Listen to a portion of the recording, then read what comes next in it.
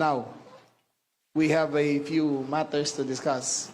Unang-una, may nakita akong feedback sa social media na may umangal taga Barangay Addition Hills na naghahalo lang ng semento at siya'y inaresto. Ako ba'y humihingi ng paumanhin at pupuntahan ko po siya sa mga susunod na araw at sabihin ko na at ako na po ang hingi ng paumanhin.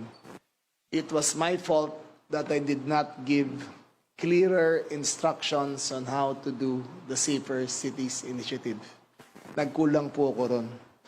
Ang gusto ko lang po, ang tanging hangarin ko ay patahimikin yung mga kalye.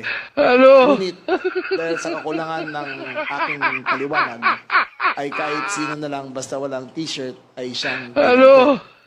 mali po yun. Nagkamali po kami ron and I take full responsibility. I will make amends Ano? and I will make sure na mag-usap po kami para maklaro ko po ito. Nevertheless, the Safe Cities Initiative has begun and it will progress. It will progress to other forms of making the city safer, which I will announce in the next few weeks as we perfect this. Mind you, we will make a study pagdating po ng katapusan ng Abril. Titignan po namin ang focus crimes of April 2025, 2024, kumpara sa 2026. So far, ang report ng aking mga regional directors and district directors ay malaki na po ang binaba ng krimen ng 8 focus crimes sa Metro Manila at sa ibang mga lugar.